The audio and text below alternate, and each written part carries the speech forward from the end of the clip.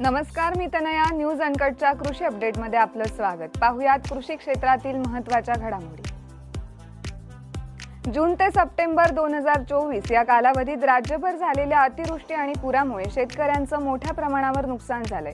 या शेतकऱ्यांना मदत करण्यासाठी राज्य सरकारनं मोठा निर्णय घेतला असून विविध विभागांतील 23,065 शेतकऱ्यांसाठी 29,25,00,000 रुपयांचा निधी मंजूर करण्यात आलाय. हा निर्णय मंगळवारी जाहीर करण्यात आलाय. जालना जिल्ह्यातील शेतकऱ्यांचा शाळू ज्वारीच्या लागवडीकडे यंदा वाढता कल पाहायला मिळत असून जिल्ह्यात सुमारे 15,760 हेक्टर जमिनीवर शाळू ज्वारीची लागवड करण्यात आली आहे. यावर्षी रब्बी हंगामात जालना जिल्ह्यातील सर्वच तालुक्यांमध्ये कमी अधिक प्रमाणात शाळू ज्वारीची लागवड करण्यात आली आहे. भंडारा तालुक्यातील सिल्ली परिसरात उन्हाळी धान रोवणी पाण्याअभावी खोळंबली होती. मात्र टेकेपार उपसा सिंचनाच्या कालव्याला पाणी सुटल्यानं उन्हाळी धानपीक रोवणी आणि चिखलणीला वेग आलाय. ज्यांच्याकडे पाण्याची सोय नाही त्यांनी टेकेपार उपसा सिंचनाच्या पाण्याचीच वाट पाहावी लागते. आता कालव्याला पाणी सुटल्यानं त्यांची चिंता दूर झाली असून शेतीच्या रोवणीला गती मिळाली आहे. शेती ही खऱ्या अर्थाने सुलतानी खेळ झालाय. शेती व्यवसायात केलेल्या गुंतवणुकीमधून नफ्याची शाश्वती मिळत नाही. त्यात पिकांचं उत्पादन खर्च व त्या खर्चाच्या 50% नफा एवढा हमीभाव देण्याची घोषणा केंद्र सरकारने केली आहे. मात्र रासायनिक खते, कीटकनाशके, कृषी अवजारांवर आकारला जाणारा वस्तू व सेवा कर आणि वाढलेला उत्पादन खर्च यामुळे शेतीवरील आर्थिक ताण वाढलाय. कापसातील गुलाबी बोंड अळीचा प्रादुर्भाव नियंत्रणासाठी पोकरा प्रकल्पात एआयचा वापर करण्याला प्रोत्साहन दिलं जातंय.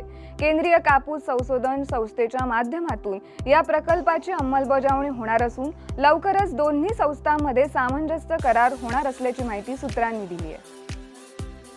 देशात होणाऱ्या 21व्या पशुगणनेचं काम अपेक्षित प्रमाणात झालं नसून त्यामुळे 28 फेब्रुवारीपर्यंत या गणनेच्या कामाला 31 मार्चपर्यंत मुदतवाढ देण्याचा निर्णय घेण्यात आलाय.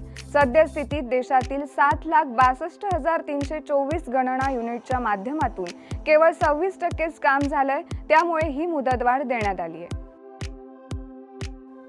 अंजीर सारख्या नाजूक आणि कमी टिकवण कालावधी असलेल्या फळाची यशस्वी निर्यात आणि अंजीर ज्यूसचे उत्पादन, निर्मिती आणि निर्यात करणाऱ्या पुरंदर हायलँड शेतकरी उत्पादक कंपनीला Maratha chamber of commerce, agriculture आणि इंडस्ट्रीजचा 2024चा कृषी प्रक्रिया आणि निर्यातीसाठीच्या BG तितळे स्मृती पुरस्काराने गौरवण्यात आले.